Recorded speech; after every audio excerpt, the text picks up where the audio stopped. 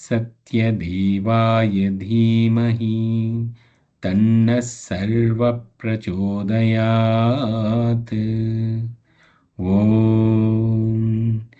साईश्वराय विद्महे सत्यदेवाय धीमहि तन्नः सर्वप्रचोदयात् ॐ साईश्वराय विद्महे सत्यदेवाय धीमहि तन्नः सर्वप्रचोदयात् ॐ शान्ति शान्ति शान्तिः. Swami, we are continuing Sutra Vahini. Swami, today we are going to discuss Shastra Yonitvat. Swami, please be with us. Please speak through us. Please listen through us. Our humble salutation at your lotus feet, Swami. Sairam. Sairam, brothers and sisters, thank you very much for joining the Sri Satya Sai Vahini Sudhamrita Sutra Vahini, and the session is now Shastra Yonitvat. So very happy to connect with you continuously in the second session also. Sairam, we will go through the third sutra, Shastra Yonitvat. If we recall the second sutra, Brahma Sutra, that is Janmadyasya Yataha. Janmadyasya Yataha. So we discussed origination, maintenance, and or you can maintaining of statehood, disintegration or merging. These three are from Brahman. Brahman is the cause of all causes. Swami is the cause of all causes. This is what we very kind of a detailed discussion we had in the Janmadyasya Yataha. Now we are coming into the Shastra Yonitvat. As we discussed in the previous session, every Brahma Sutra very clearly gives the clarity saying that the Brahman, Swami is the omnipresence, Swami is the omniscient. Very clearly, every Brahma Sutra will talk about it. The first one also we discussed in the same manner. Likewise, Shastra Yonitvat. All these knowledge, whatever the knowledge has been prescribed, also mentioned in all the Shastras, the source is Brahman. So for all the knowledge, whatever that we are having in this text, in the spiritual texts, or you call it as Shastras, Brahman is the source. By connecting to Swami only, all these Shastras has been written, and Swami only, it has been explained about Swami only in the spiritual texts. So this is the clear meaning of Shastra Yonitvat. It is very clearly, it has the source. The source is Brahman for every Shastra, you call it as. So now we'll go ahead with the first slide. Swami, as he said very clearly, he always explained the discourses starting with a poem. So Swami is very clearly saying, it is hard to obtain the company of noble. It is easy to obtain the company of ignoble. Right? Getting a good company is always a tough time. Because we need to be ensuring that we need to connect with Vidya rather than Avidya. First of all, we should have some understanding what is Vidya, what is Avidya. Then we will slowly connect with the Once we get a kind of understanding about what is Vidya and Avidya, then slowly we will connect to the Vidya. So what Swami is telling, the same thing. The first two lines, hard to obtain the company of noble. It's very difficult to get the company of Mahapurusha Samsraya.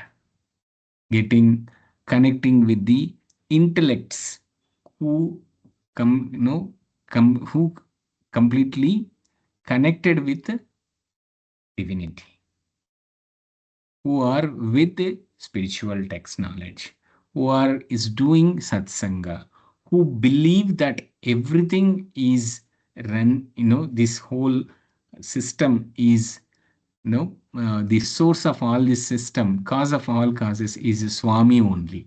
Such kind of group, connecting to such kind of group is difficult.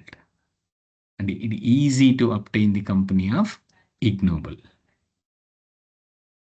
From the beginning in our studies also, when we are growing up as a students, as a growing up as a little boy and also a young adult or any youth, basically we will be get attracted with the world and the worldly related activities.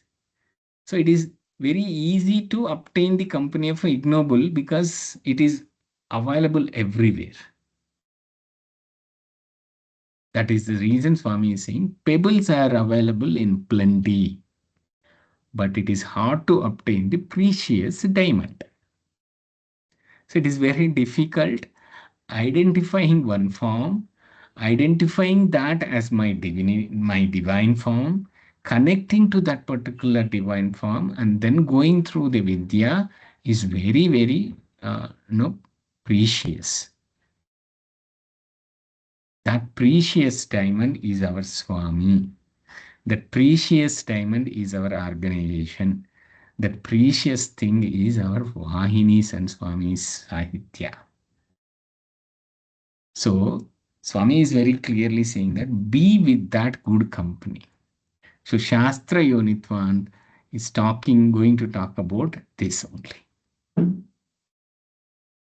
And how we will be, by going through such kind of company, what we will be gaining, that is also will be known to us through this basically Shastra Yonitvat, through this concept. Now coming to the scriptures. See, we had one particular session in group 2, the concept called Shastras, right? In Shastras, we discussed about various various things, how to study the Shastras, how Swami has guided us to read the scriptures, all these things that we discussed. If we recall that, I will start with that first thing. If we recall that, Swami told during related to the spiritual, whoever is going to start the spiritual path, whoever want to start the spiritual understanding and want to take the spiritual path, Swami told very clearly, you first focus on the spiritual texts, that is scriptures or shastras. Focus on the spiritual texts. Spend time 50% on a daily manner, 50% on a spiritual text. Focus on 50% of worldly activities. Then slowly increase that numbers. If we recall that Shastra's concept, we discussed in a detailed manner. But just I want to go ahead, just I want to touch that particular point. So slowly you increase 50% scriptures, 50% worldly activity, 50% scriptures, 25% worldly activities, 25% devotional activities like meditation, bhajans, including the service activities. Then again you reduce, then again make it as 50% reading of scriptures, 50% meditation and devotional activities. Then make it as 75% meditation, devotional activities, and then 25% scriptures. Then make it as completely meditation for the 100% to take it to the things. This is how Swami has laid the path for the spiritual part. So, and we also discussed about the importance of the Shastras, spiritual texts, why we need to read those books. Now, before going to this first concept, we also focus on a couple of things. But let's go to the first point. The scriptures are expressions of the truth acquired by sages while delving into reality. So, very clearly it is mentioning it is the expressions of the truth acquired by sages while delving reality. They were heard from no embodied entity. They did not arise out of anyone's imagination. So, whatever had been written in the spiritual texts has been taken, has been heard. It is the Shruti. From whom? It is from Shabda Brahman. It is very clearly from the Shabda Brahma. And Shabda Brahma given that information to the sages while they are delving into the reality. And they have not listened from anyone. It is not anyone's imagination. Hence, they are described as impersonal and eternal. That is the reason it has been mentioned as Apaurusheya. It is Apaurusha. Then, when the again question has come, from whom did they originate? See, this is Brahman alone. So the whole source is Swami. From the Swami, they went into, see, when the sages went into the meditation, they went into a state. They went into a state of Sthita Prajna, and above the Sthita Prajna state, where they were above the Anandamaya Kosha, when they were there in that particular state of mind, then they heard the expressions and they have taken the inputs from the Shabda Brahman, and that has been given as an expressions and it has been mentioned in the scriptures. So the spiritual text, whatever that we are calling as now as Vedas, all those scriptures are heard from the Shabda Brahman. These are all the Shrutis and they are Apaurishyas. All the scriptures derive their value and validity from their source. And Swami also told they lay down modes and norms in consonance with the principles and purposes defined in the Vedas.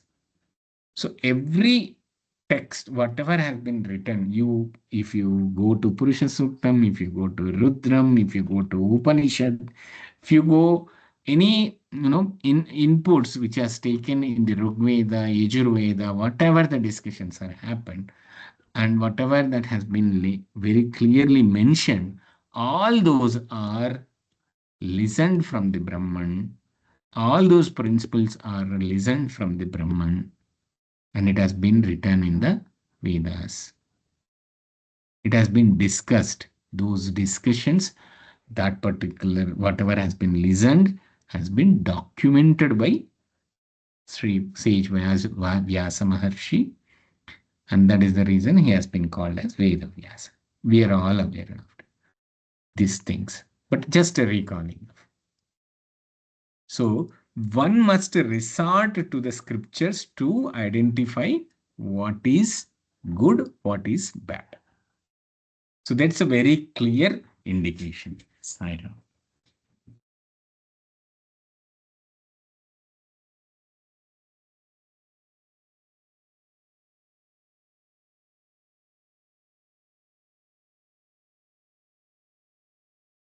So let's go ahead the scriptures part. See, we are talking about the source of all knowledge of the Brahman is the source of all knowledge is Swami. Now, I have one question basically. It's a myself inquiry, right? How come I came here and able to read these scriptures?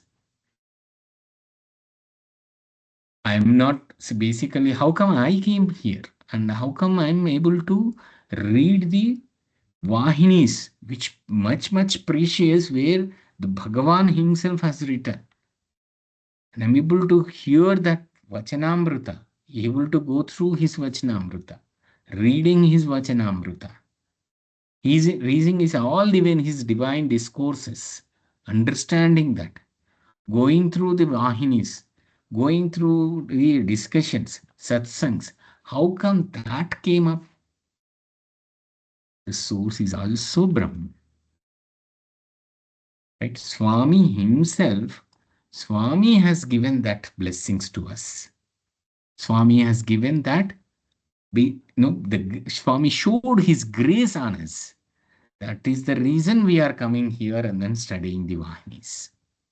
That is the reason we could able to see the way, we could able to go through the Veda training, go through the bhajan trainings, and able to chant Vedas, able to sing bhajans, able to go through this all Shastras, Vahinis. Here also the source Swami's grace only. Here also the source Swami's blessings only. So that we need to keep first our understanding. Why I've been this, again, one question will come basically. Uh, Let us go to that aphorism basically, and then we will have that question. First 4 lines we will read, and then we will go through each and every point. Veda means knowledge. It is always is. It has no beginning, no end. It is referred to as without end, Ananta. It is experienceable only. It can't be limited or communicated. See, this beautifully Swami mentioned here. It has no beginning, no end. It is referred to as without ananta, without an end. No end, basically. It is infinite. It is always is, no beginning, no end. So whatever you started from our side, whatever the Veda means, knowledge, we started acquiring the knowledge. We keep going on that knowledge, understanding. And though we are getting understanding, we are also experiencing that. What I am going to experience, say for example, I am doing a chanting, mantra chanting. Through mantra chanting, what I am going ahead, basically, I'm able to focus on my sattvic food. My mind is going to be on hold, and then I'm able to fill my mind with the Veda mantra. I'm able to focus on my pranamaya. Basically, through the chanting, I'm also doing the proper I'm able to do the pranayama properly, even with my chanting also. All these things, my mind is getting much becoming filled with Veda mantra with good thoughts. That is my primary experience. So that experience also I'm getting.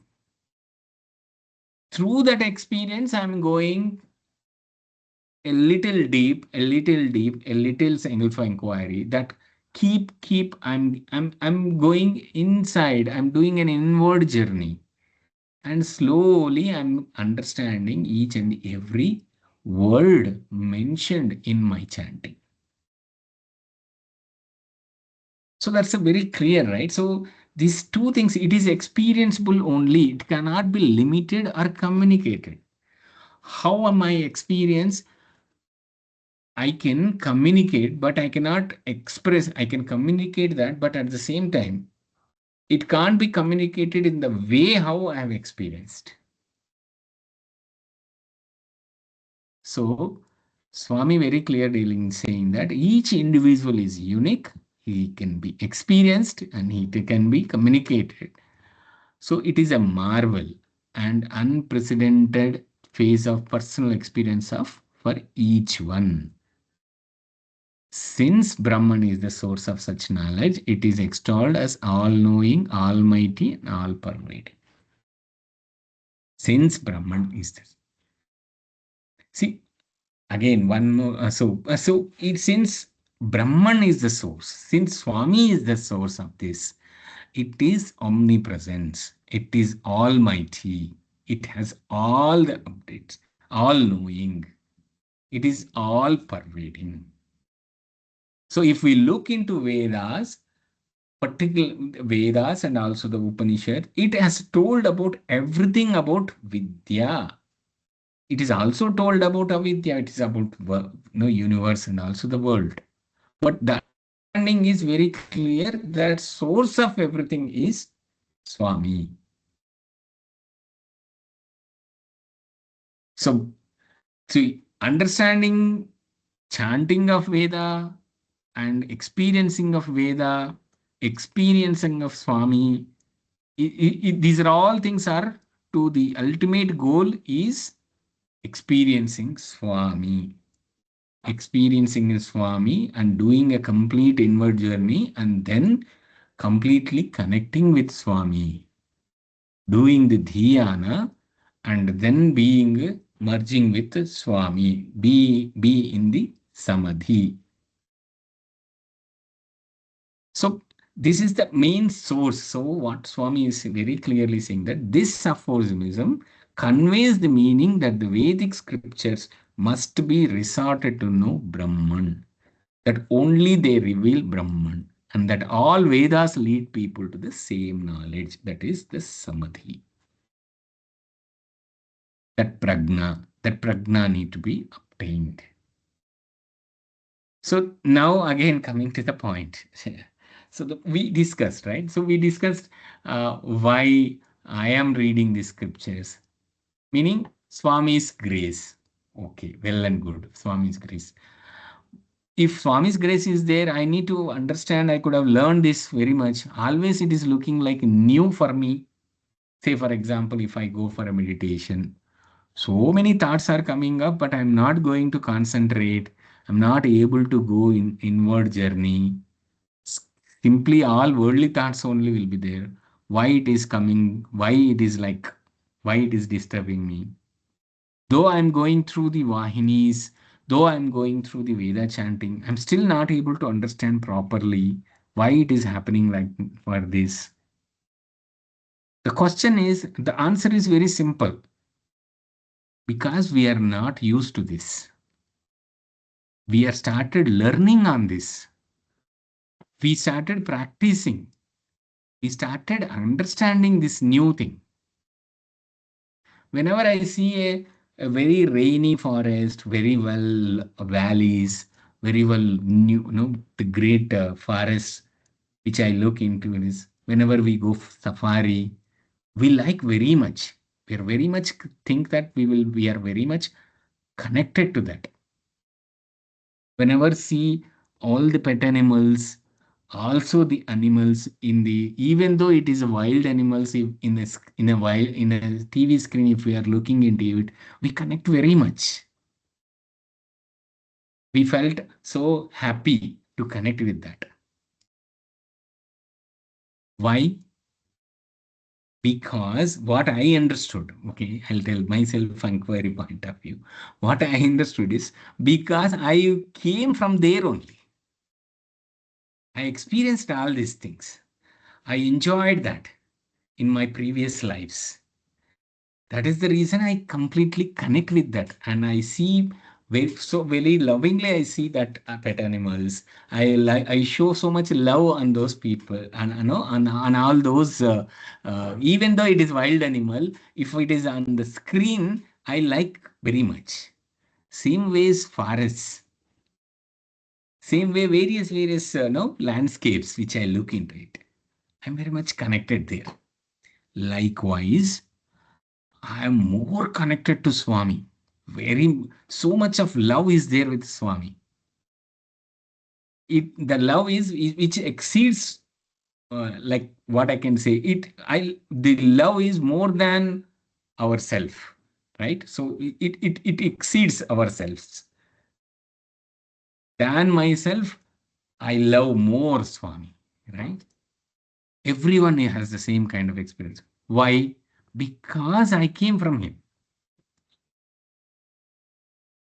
When I come to any new city, if I go to the new city, I'll be little confused.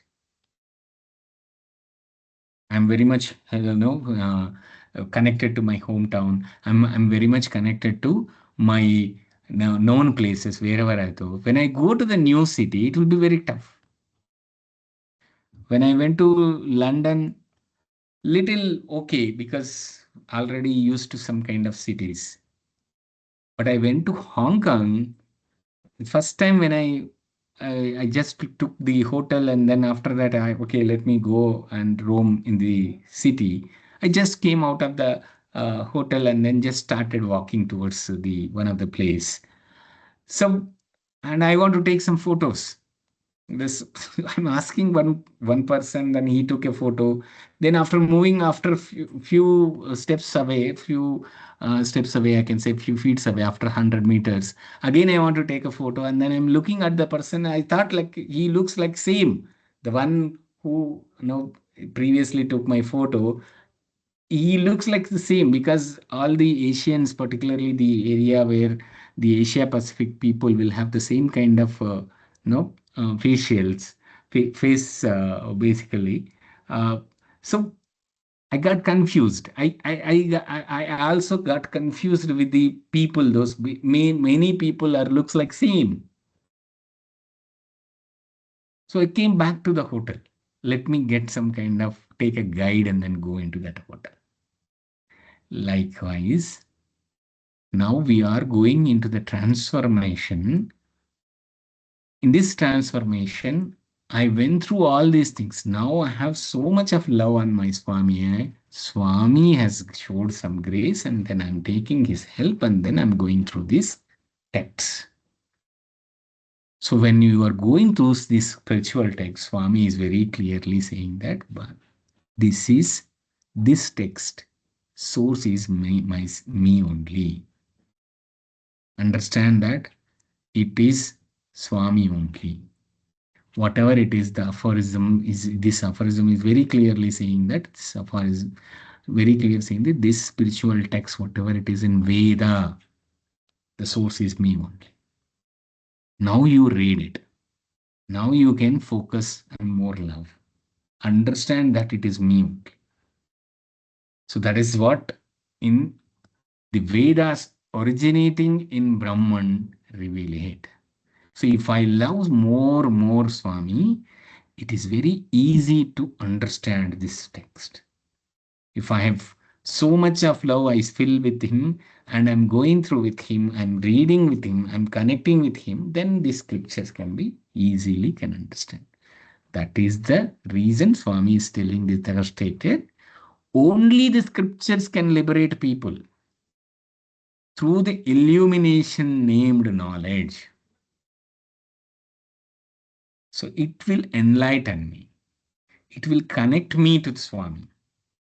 It will give a continuous integration with Swami. They regulate one's life and foster it, guarding it from grief. The Vedas deal with people affectionately and lead them forward. When I'm saying Atyatishtha Dasangulam, yes, I experience whatever the love that I have for me is much more that I can have it. Every time I'm experience that love that we named it as thousands mothers of life, love. Likewise, even my love is also going up and up towards Swami.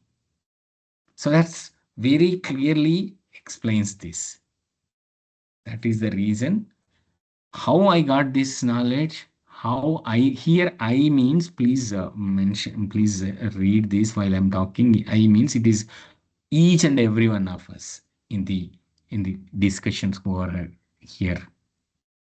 So that is originated from Brahman.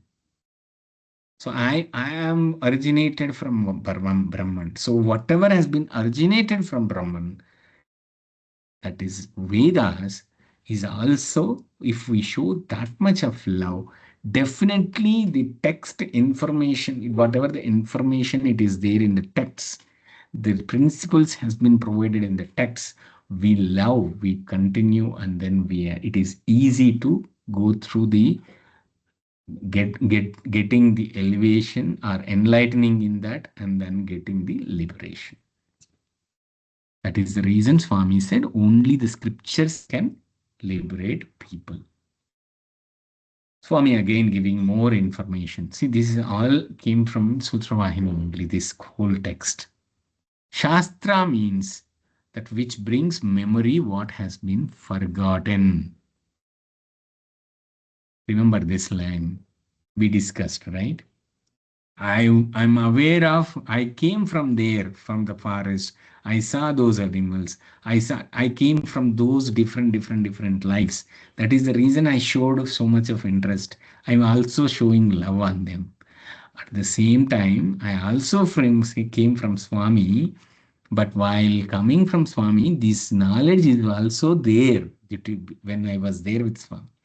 But now I have forgotten. That is the reason this scripture is bringing the memory what has been forgot.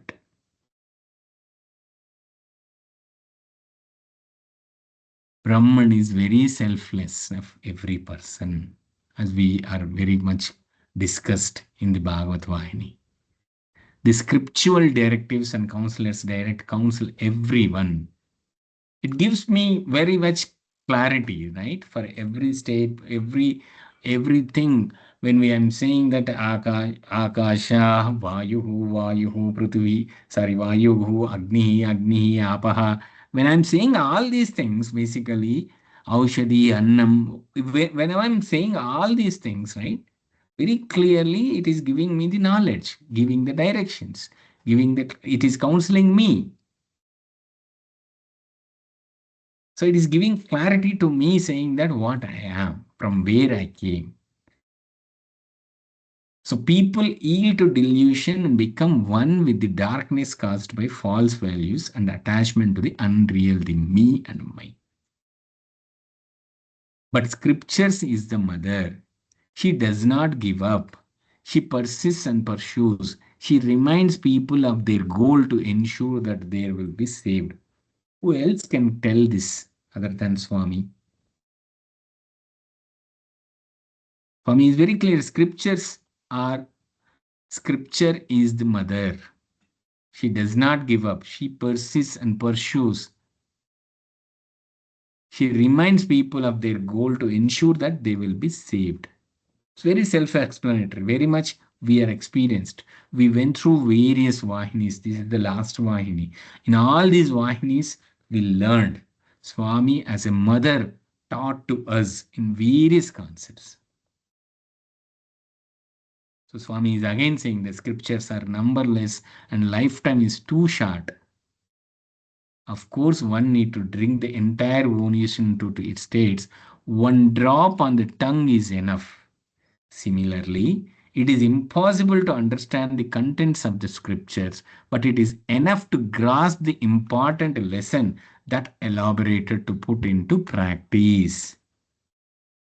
The lesson is constant thought of God. Swami, these are all the self inquiries, right? If you look into the very clear, constant thought of God, how I can get a constant thought of God, very clearly, Swami is mentioning this.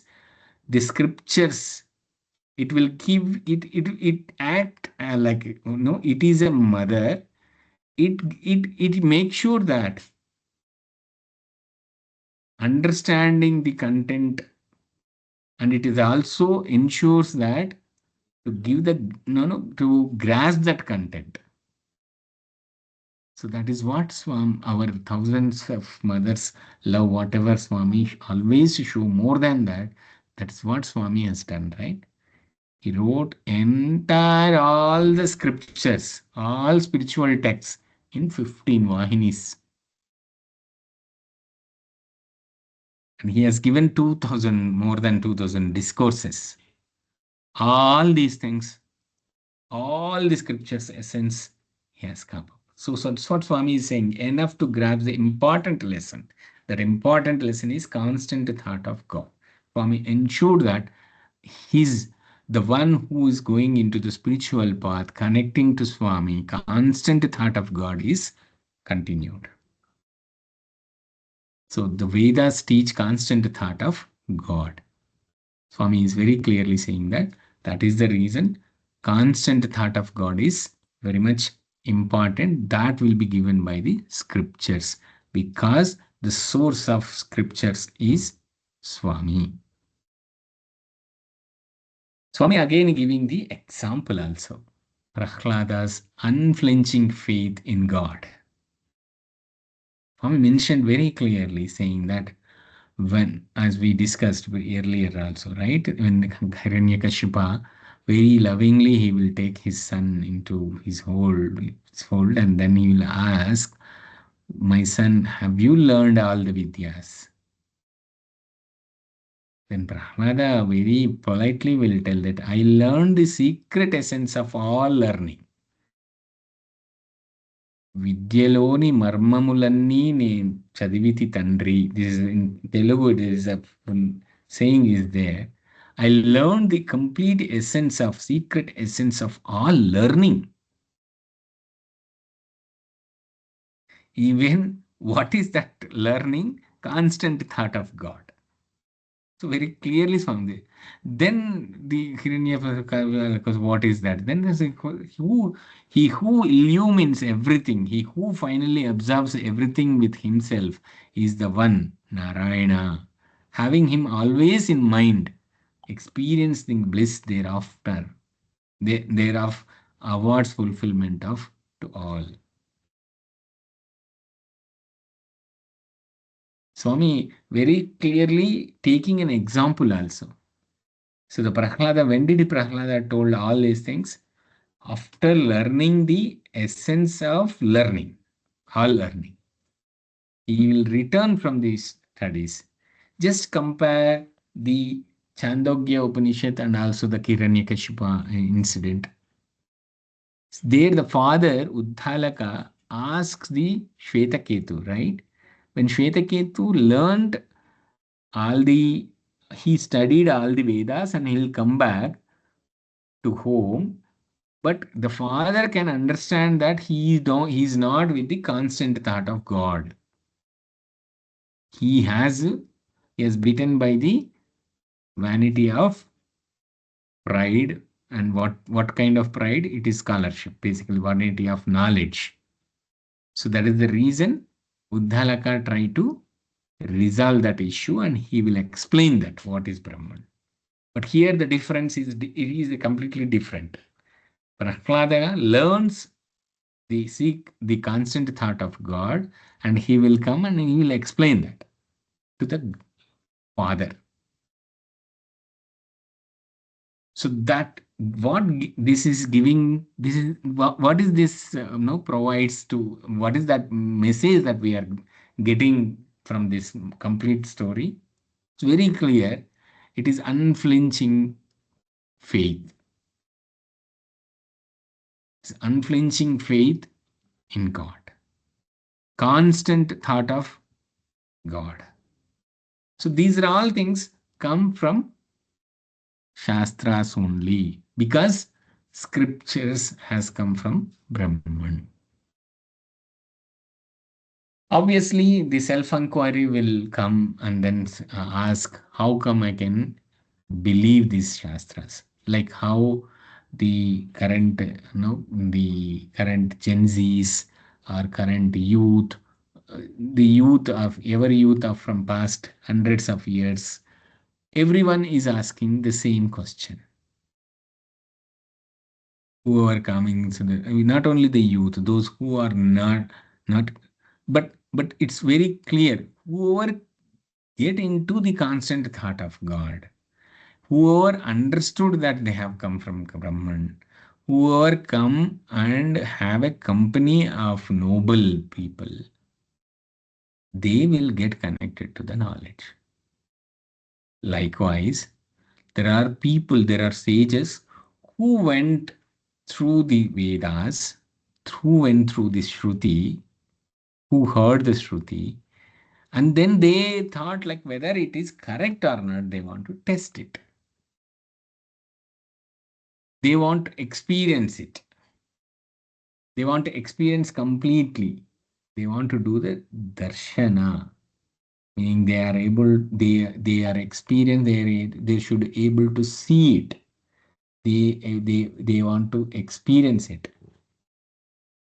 So they did a complete inward journey.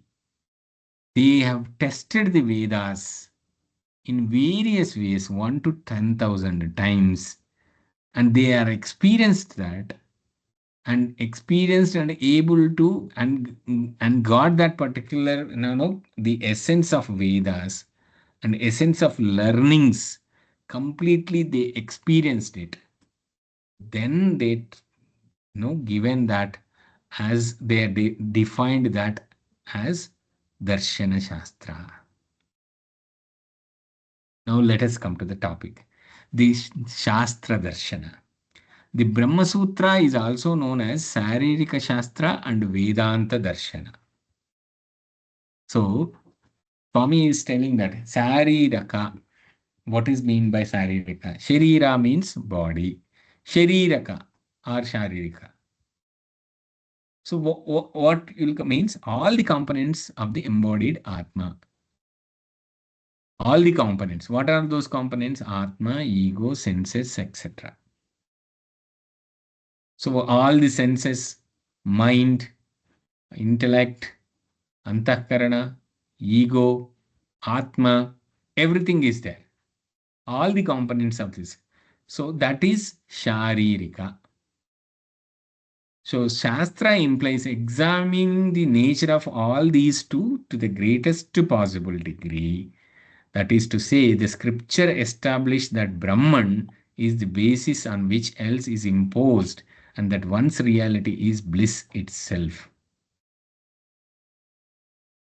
So very clearly it is saying that Shastra implies examining the nature of all these to the greatest possible degree. When I say Sharirika, in all these Sharirika, all are which are all connected to the world, senses, my mind, my intellect, my antakarana, all my Arishad Vargas. This senses output is Arishad Varga, right? Basically, when I connect it to the world. So all these things examined, nature of all the greatest possible degree. So that, and then it is taken, and when I will get so whenever I get the bliss, when I establish that all these Shastras establish that Brahman is the basis, which all else imposed on that one's reality is bliss itself. So with all this possible degree, if I go above the senses, above the mind, above the chitta, above the antakarana, above the ahankara, or you can it as ego, then the next is the atma. That bliss only I'll be, sorry. So in that bliss only I can experience the Brahman. So that's scriptures. So that's the Shariraka Shastra. And then Vedanta Darshana. Darshana means vision. It promotes the sight experience of the truth. How I can see the truth, how I can experience the truth, how I can see the truth. So the Darshana, 6 principal systems are well known. What? Shad Darshana Shastras. So these Darshanas or went away. For example, let me explain here clearly. See, as a devotee, when I'm going through with the devotion, I'm going on the transformation with the practice, and I'm going through the inward journey, ensuring that I have a constant thought of God and doing the practice and going above the senses, above the mind and intellect and anthakarana and ego.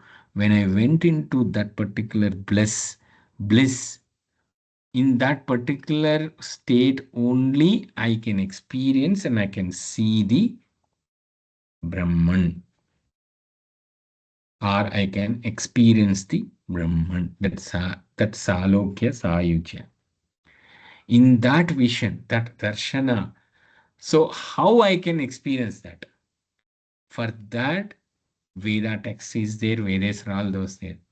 So using those principles, using those mantras, using those, chanting those mantras, going through different directions, I apply my principles, and with that principles, I tested this all these Vedic texts, and I experienced Brahman. What are those principles? So those principles has called as Darshana Shastras. Shed Darshana Shastras. There are 6 principle systems are there. So it is not just to people has not told, like, the sages has not told just blindly believe this Vedas are came from Brahman. You need to experience, you need to chant this. With that only you can go. That time itself, they have tested this, whether the Vedas really taking me to the Brahman. So they have tested that in 6 directions that called as 6 principle systems, that called as Shad Darshana Shastras. Those are all the scriptures. Those are all the spiritual texts. Those are all the Pramanikas. You can call it as, you can proved system. It has been proven. So those 6 principle systems are Shad Darshana Shastras. What are they? They are Sankhya Darshana. They are Vaisheshika Darshana, Nyaya Darshana, Yoga Darshana, Purva Mimamsa, Uttara Mimamsa. So in 6 ways, the sages are went in took some 6 approaches to understand, experience, and get the bliss of Brahman. Those are 6 are. First one is Nyaya Shastra Darshana. See, Nyaya Darshana came up from sage Gautama. Sage Gautama has done this practice. He took this particular approach. That is the reason it is also called as Gautama Sutras. It's not Gautama Sutras are called as Shastra, but Gautama Sutras.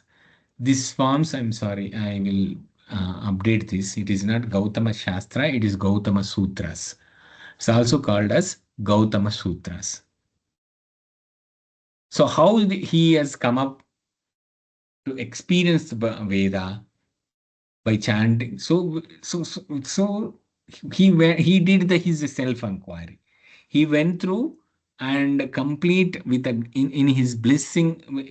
He approached in one way. His approach is like this: Pratyaksha, Anumana, Upamana, and Shabda. So he took 4 points. In these 4 points, he tested he practiced the Vedas. He chanted the Vedas. He went through the different, complete journey. He came out of the senses. He came out of the, all this. So he tested all this in 4 types. And then he, mentioned that in the Nyaya Shastra Darshana, he mentioned very clearly saying that In all these four types, when I tested, Shabda Pramana is the ultimate experience. Now we'll come to the one. So the first four, what are all those four ways he tested? Pratyaksha, Anumana, Upamana, and Shabda. Direct perception, inference, comparison, sound. So he went through, the first thing is direct perception. He tested through this. Various way, basically in all the things in Vedas text, which whatever has been explained, he tried with this particular approach. Pratyaksha, direct perception. What Swami is telling is, it's a direct proof. But is that direct proof is the same for everyone? It cannot be. Because Swami is very clearly saying that if you take a laddu, very juicy motichur laddu, if I don't have any disease, I'm not suffering with fever, I'm not suffering with a cold, if my tongue is not bitter, then I can enjoy this laddu as it is sweet, and I can also tell that it is sweet. If I am with cold, my tongue is bitter, it is not able to taste it. That time if I eat laddu, though it is direct, but I am unable to tell that it is sweet. So direct also, you are not able to experiencing the truth. Likewise, for Hiranyakashipu, the God is terrible. For Prahlada, God is so much of love. So we can do that kind of comparison. So in the direct perception, you are unable to take the truth. You are unable to experience it. If I'm going through this, though I'm able to see the God, I'm unable to see the God as God. The God is terrible for me. The one who is completely have a constant thought of God and then is connected to the God, he is able to see the love of the God. Likewise, the laddu. So the direct perception, what Swami, so it is not giving a clear path. Next one tried, Anumana Pramana. This is based on doubt and inference. Say, for example, I'm going through the dhyana very clearly, have a constant thought of God, but still I'm unable to get the inference properly because still I am in that particular. So if anything, if any doubt is coming up, say, for example, a smoke without fire, right? So if I look into that picture, the fire, from where that fire is coming, from where that smoke is coming, we don't know whether it is a cigarette smoke or it is a fire which is coming uh, from a fire boiler. We don't know what is that, or it is from a vehicle. So smoke without fire. So you are unable to inference. You are unable to get the inference basically. So though you are doing your that inference also truth. Through inference also we can't experience the truth. So Swami is saying that by seeing the smoke from some natural traits, basically the swabhava, we cannot get the swarupa. Likewise, in the shade in the desert, right? Always we say Vyasis, right? So it's like in a desert, a shade also look like a water. As long as we walk towards that area, then you will see that there is no water. So likewise, even the shade in the desert also looks like water. So Anumana Pramana also will not give you the actual experience of truth. So what is that next one? He started with the comparison. The comparison. So third one is Upamana Pramana. So Swami is very clearly saying that in this particular Shastra Darshana, very clearly, it enables us to understand many things that cannot be otherwise easily understood. So if I know the waves of the ocean, then I can understand, yes, there is a ocean and there is a waves. And if a foam is coming from the waves, that is also coming from the ocean only. So you are doing a comparison. If I look into Lord Vignesha, Lord Vignesha is giving me the wisdom. Lord Vignesha will protect me from the hurdles. He is the Vignanayaka. In fact, he is God only. So you are giving started comparison. So Vignesha is from the Lord Shiva. Shiva is the one who taking care of the Laya. So Lord Vignesha is also God. He came from the source of Brahman. So you are started comparison and then you are treating, you are getting into connecting to the God. So if I do a comparison and then going with that particular study, then I may understand the truth. I may experience the truth. This is one kind of approach. Likewise, Kartikeya, he is epitome of knowledge, jnana. So if you do that kind of comparison, and then at the end you will say God is one, and then you will connect with the truth. So Upamana Pramana may take you to understand the truth. So that Swami is very clearly saying that this comparison you use to here to demonstrate the unity amidst the diversity. So Nyaya Darshana, so it is one of the Shastra, Darshana Shastra, which you will go through all these different approaches when you go. Upamana may take you to experience the truth. The next one, what the approach, in the fourth one, what he utilized is Shabda Pramana. So this is ultimate. Swami very clearly saying that ultimate at this stage of Samana Chitta, sound becomes the very form of God.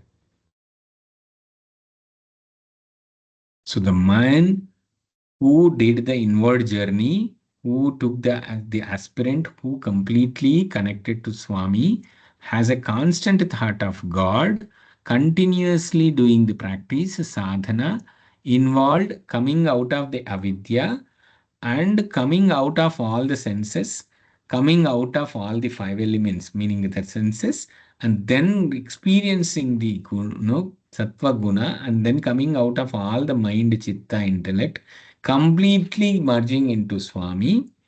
During that Anandamaya Kosha, that Shabda Pramana, whatever is you are getting the inputs, that is very form of God. So Swami is in the Nyaya Shastra, it is decided that whichever that the Shabda Pramana, Shabda, the inference you are getting from Shabda during your state of mind, where that Shabda Pramana is the ultimate very form of God. You can experience the truth in there. So he tested the Vedics and all the texts, spiritual texts, and understood that Shabda Pramana is the ultimate very famous form of God. This is Nyaya Darshana Shastra. Second one is Vaisheshika Darshana. So this particular sage Kanada, you can call it Kanada. So he went through the universe, the cosmos, and also each and every entity. Each and every entity is constituted by atoms. This whole universe is combination of atoms. So he went through in this particular practice. He went through, he tested this whole spiritual text, all that knowledge, Vedic knowledge. He went through, he tested in that way. He tried to do that, looking at the each and every entity is in an atom. Each atom has been constituted. I mean, each no, each article, each entity is constituted by atoms. Like how a small atom became this 85 kgs of human body.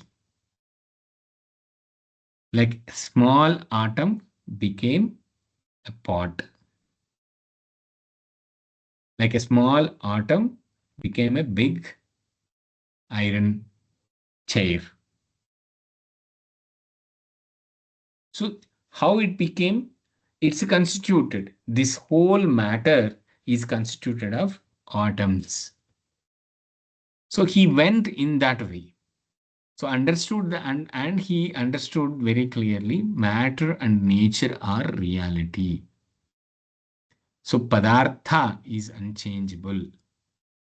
It is only the form that changes. Sorry, padartha is changeable. The parartha is not changeable, basically. So it is the only form that changes. So the clay is the same, but you can make so many types of the clay pots, right? That's the one. At the same time, Swami also told all the Saptaswaras are in different forms, but it is originated from Omkara. So he went through this atoms theory basically, and he went through that how this is the source has came up in a different forms, which is changing. So the matter is same, but the form is getting keep changing. Omkara is one, and you got Saptasparas from there, and then you have got different types of uh, what you can say the tunes. Likewise, even the form of the humans also. Each same atom, it has taken into different forms. In that, again, Swami is again in this Shastra very clearly saying that because the atom is same, form is getting changing only, then that is the reason men and women are equal. There is no difference. So in this Shastra is very clearly, in the Darshana Shastras very clearly has been mentioned. In Vaisheshika Darshana, men and women differ only in gender. And they are both are equal. Because the same atom became the human body. But the gender is different, but both are equal. So Swami is also saying very clearly, society will be in trouble when it does not accept this equality. We are able to see that very clearly. And we saw in every itihasa, in Ramayana, Mahabharata, in all the previous Purana texts, and also we are seeing in this world. So very clearly, Swami is saying that men and women differ only in gender and they are equal. Society will be in trouble when does not accept this equality. So again, Swami is very clearly saying that all the humans is the same. So you see this atom becomes when a small atom became a human body, a great human body with a 70 kgs of human body are the same. It could be the whatever the gender it is the same. It has the equality. Both are what gender it is. Both genders are equality of men. No, there is no inequality. Likewise, all the humans are the same. It has a complete unity of all humans. So Swami is very clear things. All are birds of the same house. All men are children of the same mother. All are flowers of the same creeper. All are citizens of the same nation. What is that? That is God. That is Swami. So from Swami only all these birds, all are men, all are the flowers, all are the citizens of the same. So very clearly, Swami, so this Darshana Shastra will tell this is all like understand this whole cosmic cosmos very clearly, experience the truth. Through Vedas, you can experience this. You can experience that each and every atom of this cosmos is from Brahman. We can experience that truth. This is Vaisheshika. When it comes to Sankhya Darshana Shastra, the sage Kapila went a approach saying that the name itself is saying that, right? Sankhya. Sankhya means number. Very clear. The Sankhya, or you can call it as Sankhya or Sankhya. Okay. Sankhya argues that nature is a combination of numbers. It explains how to reach God with the help of numbers. So he went through a different numerology system. So what is that numerology? He said 24 aspects. What are all those 24 aspects? It's an approach basically. There, the Kanada took atoms theory, whereas Gautama took Nyaya theory, whereas Sage Kapila took numerology theory. He took 24. What is that 24? It is very clear. The five organs knowledge, karmendriyas, no, jnanendriyas, very clearly, and Panchavayu, Manas, Buddhi, Chitta, and Ahankara. These are all the 24s. Karmendriyas, Jnanendriyas, no, five senses, five live breaths, Manas, Buddhi, Chitta, and Ahankara. 24 are there. So one go through all these 24, one go all out beyond this 24. Then he will become a unique force. And the 25th is the self, the creator. So very clearly he is mentioning that you have a Prakriti, Paramatma, Jiva. The three aspects are there. In these three aspects, if you in these three sections are there, in these three, you can reach to the creator by going through these 24. Jnanendriyas, Karmendriyas, no, basically the Panchavayu, Manas, Buddhi, Chitta, Ahankara. So it's very clearly saying that all these 24, if you cross, then you will be the 25th man, 25th, that is a creator, which means you traveled across the individual Jiva and Prakriti, and then you reached the Paramatma. And then this is the factor what Swami, no, the Sankhya Darshana Shastra. He went through this numerology. So very clearly, he is telling that he took this particular approach, right? Each and school of thoughts, like right. So this is the third one, Yoga Darshana Shastra, the fourth one, which is Sage Patanjali. We are all very much aware of this. For this, we went through the Dhyana Vahini concept itself, right? We have a Vahini, which is completely Dhyana Vahini. Swami explained very clearly about Dhyana, Dhyana, how it is to be Dharana, Dhyana, Samadhi. Very clearly, Swami explained that.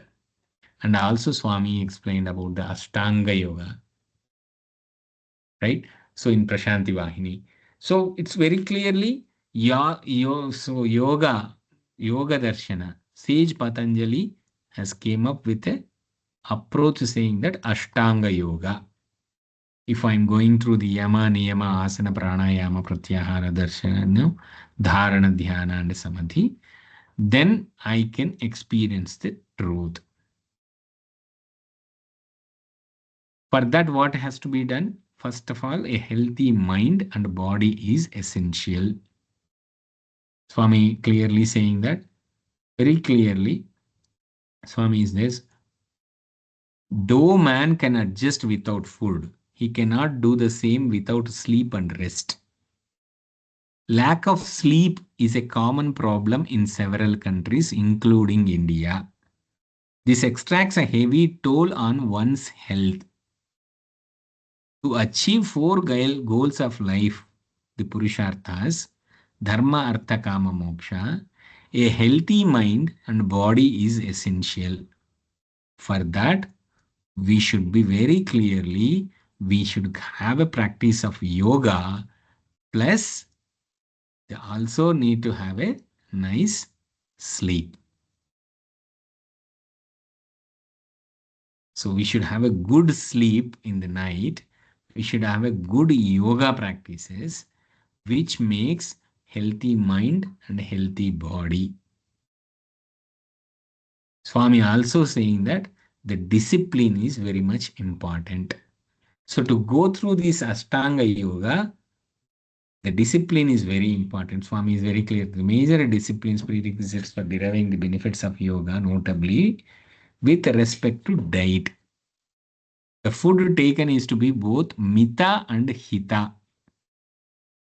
limited and nutritious. So Swami very clearly saying that food and water are the only medicine to cure the ailment of hunger and thirst. They should be taken in that spirit. It should be mita and hita. Hita very clearly saying that it should be very friendly to your body. It should be mita, it should be limited. So if I'm taking a limited, which is required for my body and is very friendly to my body, and then I will go with a disciplined approach and go for a good sleep and then go through these various healthy mind yoga practices, then I can go through this Ashtanga yoga. With this, if I go with yama, niyama, asana, pranayama, pratyahara, then you can practice the dharana, dhyana, samadhi. With that, I can go ahead with the experience and merge into experience the truth. With that approach, what is that approach? We already discussed Ashtanga Yoga. So this is Yoga Darshana. This is one school of thought to experience the truth. Then other approach, Purva Mimamsa. So Swami very clearly saying that this Purva Mimamsa is like a field of action, Karma Kanda. Through Karma Yoga, what you can say, call it as. So you are doing the Karma Kanda, both. So basically, Swami is very clearly saying that there is a regulations and methodologies for devotion and wisdom. So this particular Purva Mimamsa, who brought by sage Jaimini, he mentioned about the regulations and methodologies through Karma Kandas. So whoever follow this particular field of action through that Karma Kandas, say for example, doing the upasanas, doing the sacrifices, yagnas, yagas, ensuring that you are doing your duties with principles, with your karma, you are doing perfectly with a righteous manner. So whatever the karmas, bodily action you are doing, with this also, you can experience the truth. So the one is called, he will be doing a transformation from karma jignasu to dharma jignasu, and finally he will become a Brahma jignasu. So karma aspirant, he will get that particular karma yoga, and then he will go into the dharma jnana, and then he will go to the brahma jnana, basically. So this is a cycle will be keep going on in all these actions only it will be done. So the body is also very important. So with the body, with the actions that we are doing, in that action field only, you can do these particular karma kandas by connecting to God. Then you can also experience the truth. This is what told in Purva Vimimamsa. Now again, next to the Uttara Mimamsa, that is also called as Vedanta Darshana. You call as Vedanta Darshana, which is written by Veda Vyasa. So Swami very clearly, is very clearly saying that the Uttara Mimamsa deals with Brahman and emphasizes the experiential wisdom, jnana. See, there are two ways Swami has very clearly said. This Vedanta Darshana, only when you connect to God, only when you can experience the truth. It's very clearly. One must try to involve Itra Mimamsa into practice as well to the extent possible, what Swami is telling. It can be done only with the renunciation and with the duty, and which is wisdom. So, which means an attachment with a detachment. Doing the action without attachment. Or you can do no, without expecting any result. Nishkama karma. Through Nishkama karma. Nishkama karma, how it will come?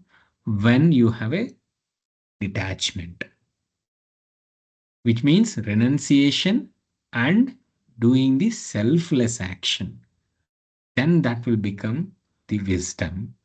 That is the wisdom. If that wisdom you have, you can connect to the God and you can experience the truth with the practice.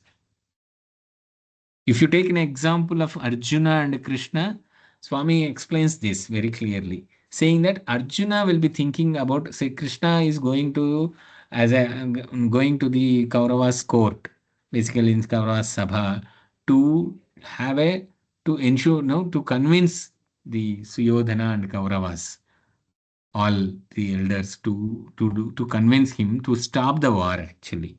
So when he want to go and when he is going, Arjuna's thoughts are different. His thoughts are why it is going to why he want to stop the war. They are not going to listen at all. They don't listen. Why unnecessarily he is taking steps to stop the war? But when the war came, he is in that battlefield. He came into a situation where I cannot fight with all these. My uncle is there, my elder, no, my brothers are there, my grandpa is there, all my relatives are all. How can I fight with him? So he came into that kind of state. Means completely is came into so much of attachment to all the relatives. Then suddenly he come to Krishna. How can I fight? How can I do the war? So these two examples, Swami explains that. So when you do so, then Swami explains to Arjuna saying that, hey, you need to do the duty. It is only you are doing only your duty. Do a selfless action. Do the Nishkamas karma. It is only you have to do your duty, but with it's selfless action. Do with with the detachment and be connecting to me. Then it will I'll take you can experience the truth. So that's what Vedanta Darshana is giving very clearly. The body is an anthill with the mind inside the cavity. The mind has hidden in the serpent named ignorance and ajnana.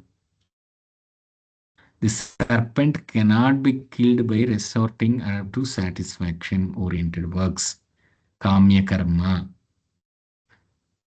Spiritual wisdom is only the weapon that can kill it. So we need to come out of that particular kamya karma.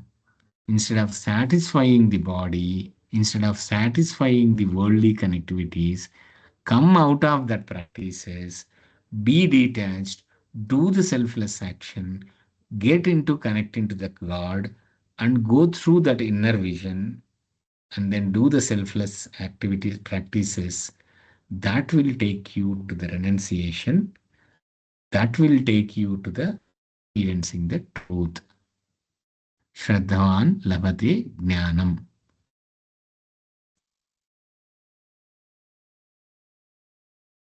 So that's a very clear Vedanta Darshana, renunciation, detachment basically. So, very clearly, these are all the six Darshana Shastras has given an approaches to experience the truth. How they have given approaches? By testing 1 to 10,000 times all the way the experiment. So you can go ahead by taking any of the school of thought.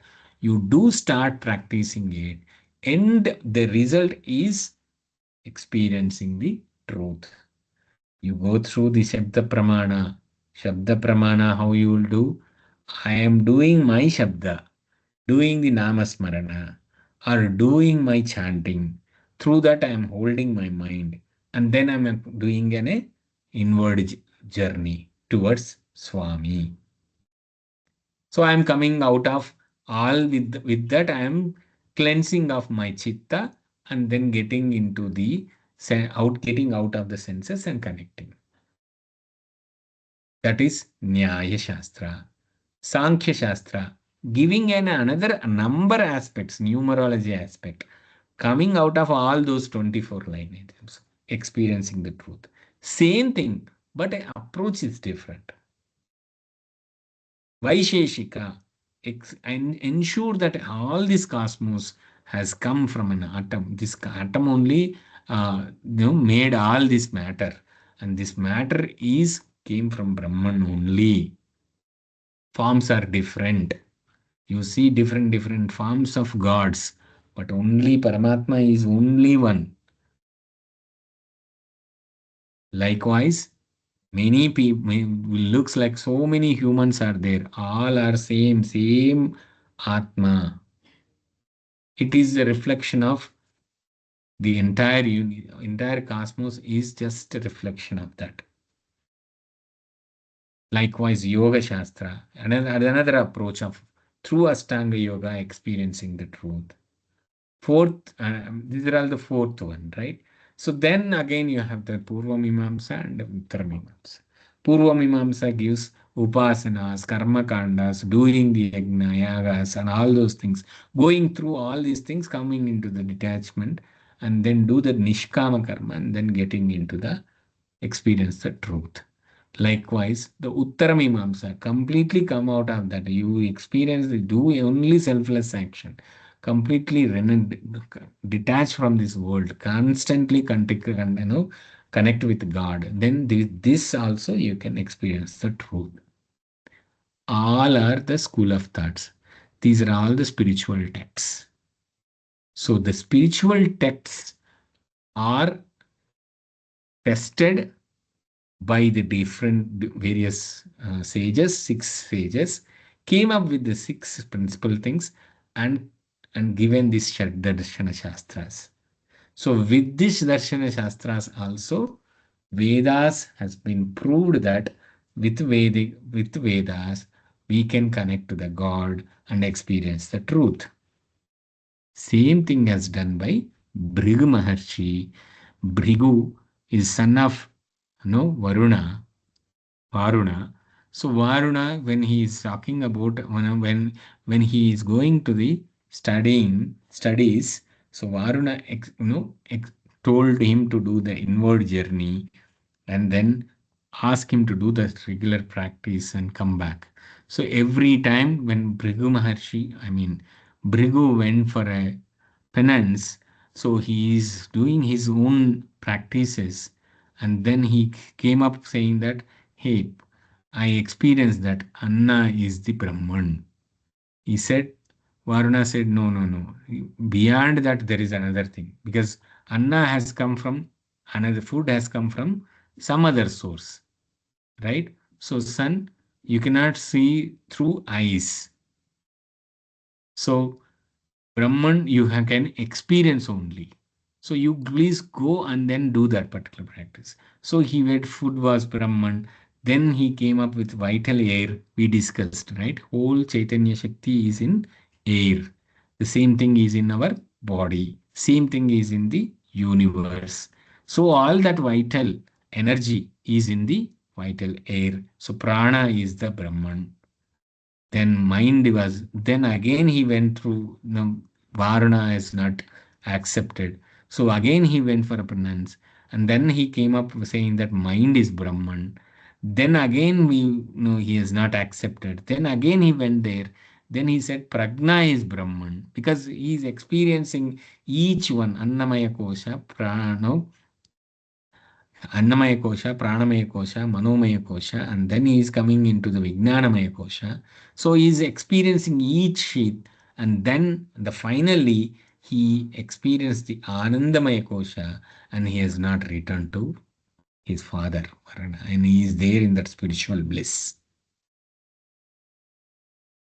And after that, he came up and saying that this is a spiritual bliss, Anandamaya Kosha. Beyond the Anandamaya Kosha only, I'm experiencing the truth. So then the Varuna accepted. Son, you are merged in that vision.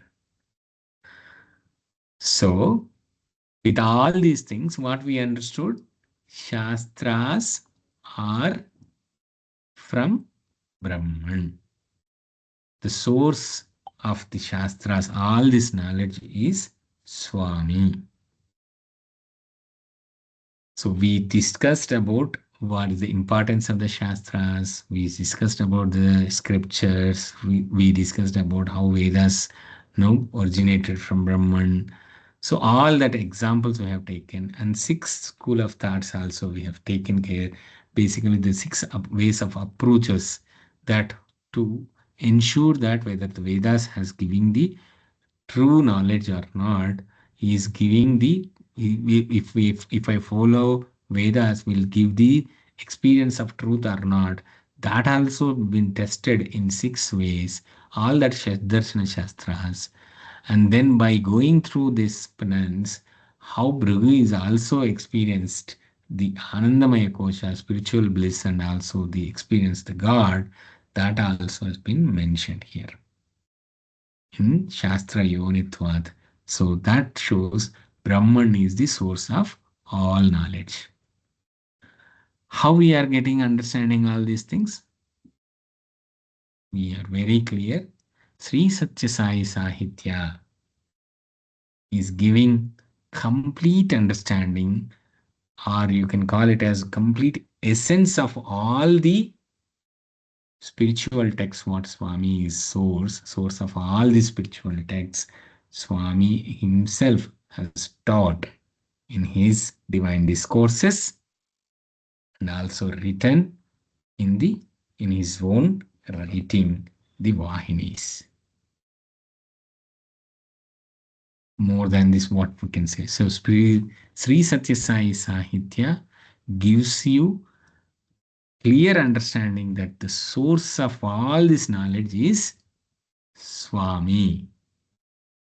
He is the Paramatma. He is only the one who gave that grace to the sages. He showed that he gave that blessings to those sages, and they came up with the Vedas, and they have documented the Vedas. They heard the Vedas, they have documented the Vedas, and those Vedas we are chanting. And for that essence completely has been Swami has given in Vahinis, and complete essence Swami also told in discourses. This gives us very clear understanding saying that yes, he is the source of all the knowledge. He is the Paramatma with his grace, with his blessings only, we could able to understand this whole, the essence of the truth. Sairam. So this is Shastra Yonitvat. Sairam. Thank you, Swami. Thanks to everyone for joining this session today. Sairam. Let's go for a discussion today. Sairam, anyone has questions, please, or inputs, please let me know.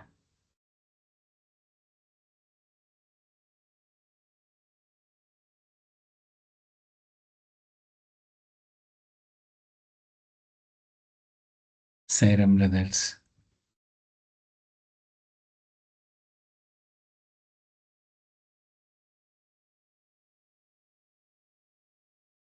Sairam, everybody has questions.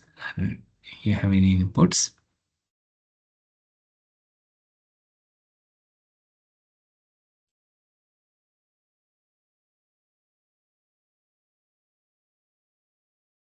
Sairam brothers, Srinivas Dara, you have any questions?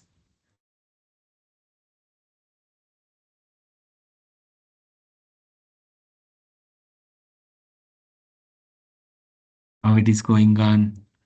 The study, I hope you guys are all completing the Vahini Sudhamrita. In few more sessions, you'll be completing all the 3 groups, group 3, and then you are going to graduate.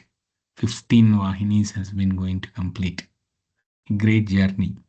Congratulations. Sairama, Kritika, Subbaya, Kritika, any questions, any inputs? No, sir. The session was great, so we could understand well. So no questions, sir. Sairam.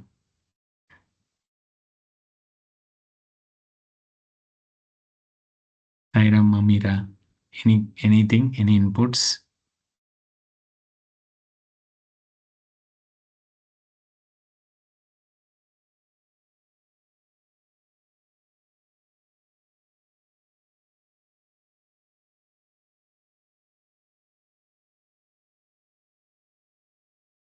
All are very silent.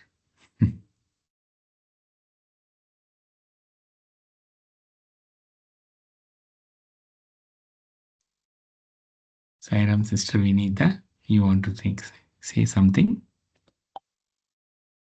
You are unmuted, ma, but we are unable to hear you.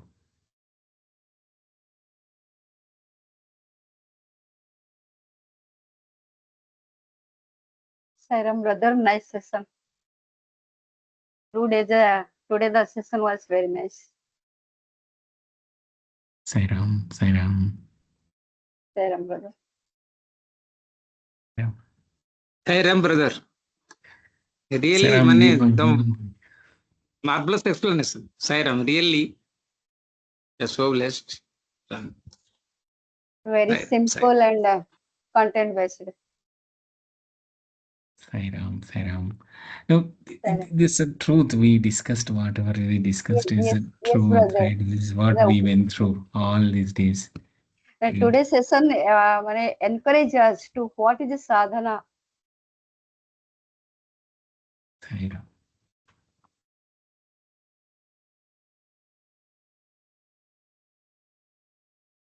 Swami blessed us, all of Sairam, us.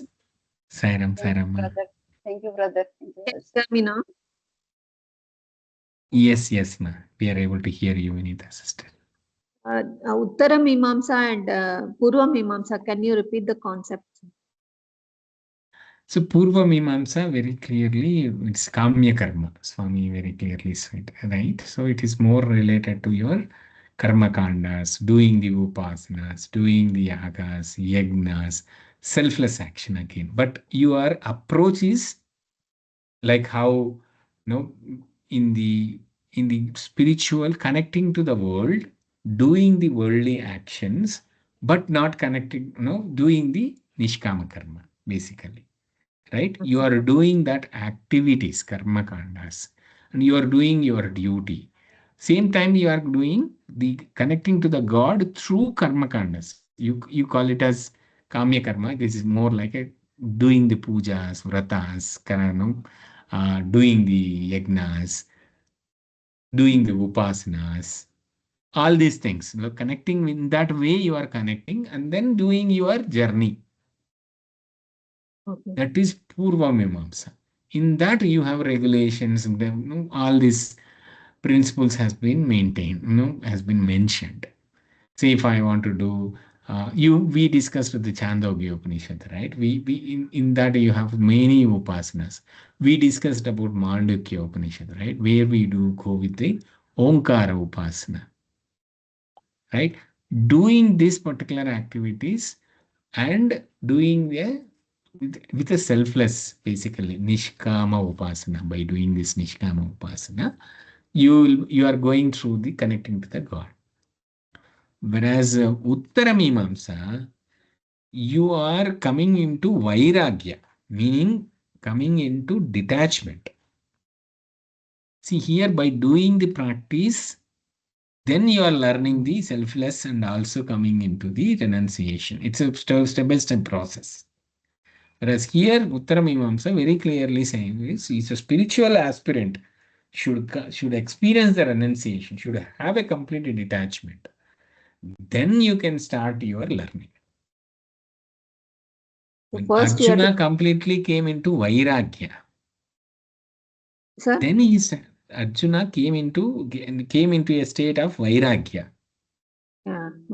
Then he learned the Gita from Swami.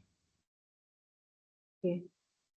So that is So Uttara this Mimamsa. is Uttara Mimamsa. So Vedanta Darshana, what forms? A very simple way.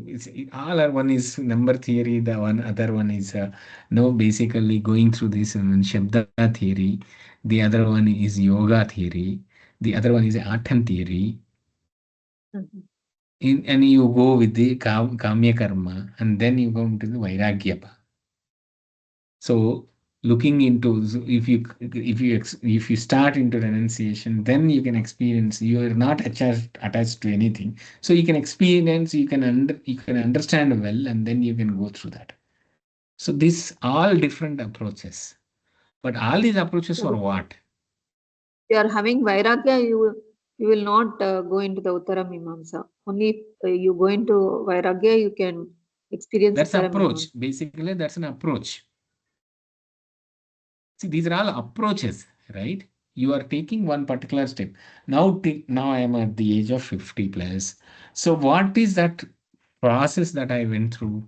If I look backward, if I look, if I do a complete reverse, basically what I did. So all my approach, what is that approach I took? What is that approach I took? All that I'm able to remember, right? In the spiritual path, where I am now. See, end of the day, you are taking one particular approach.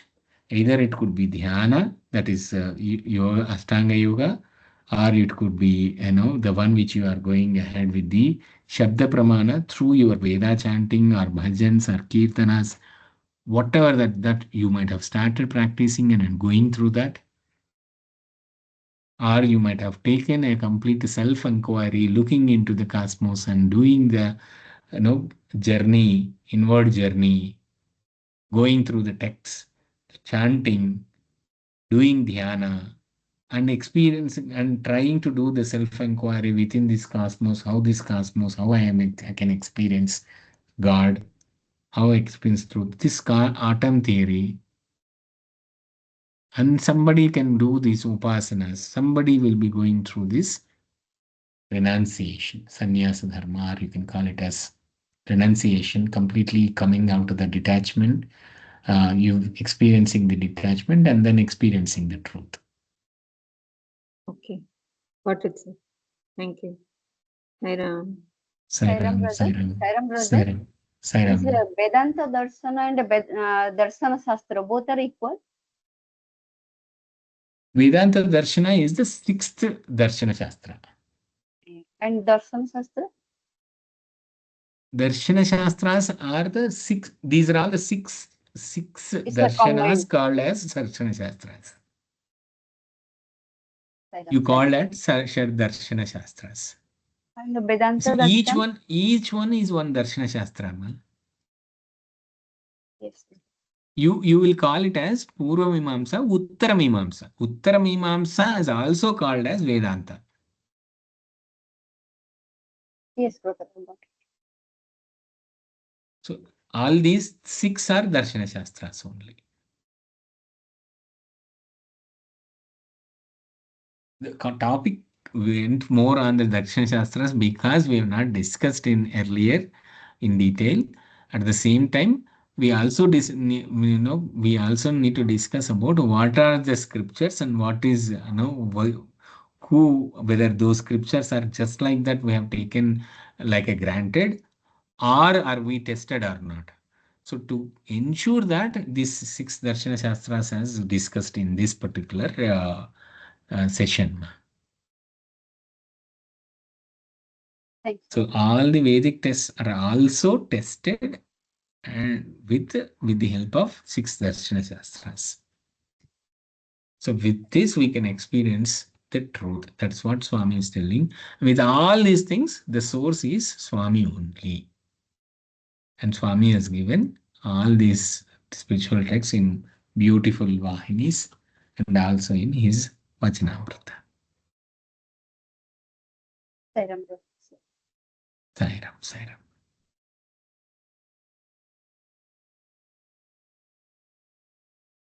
If we don't have any questions, ma'am, we will wind up the session. If you have anybody has any inputs or questions, please let me know.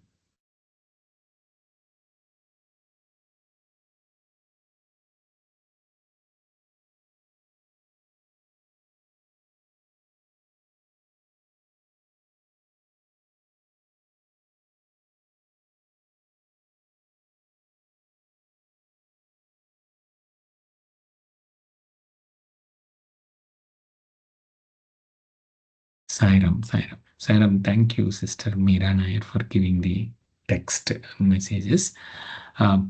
But to experience His love, we should have a constant thought of God.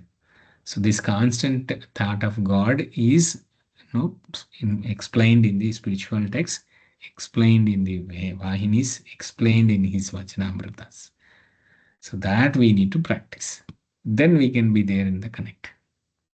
Saira. Thank you, everyone. Thank you very much for joining this session. If we were all part of the Puttaparthi Seva activities in the November, we will meet also. We can meet in person also in Parthi during the November 9th to 24th time. Sai Ram.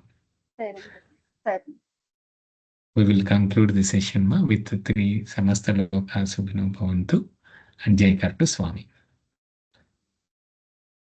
Samastalokaah Sukhino Bhavantu. Samastalokaah Sukhino Bhavantu.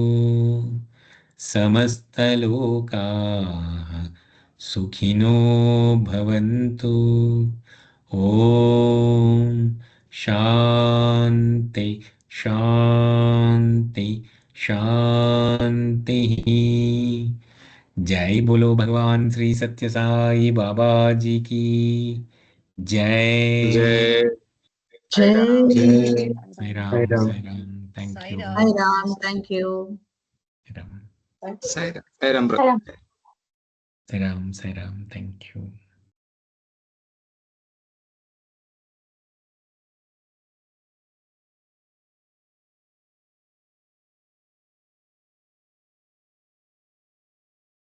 Sai Ram.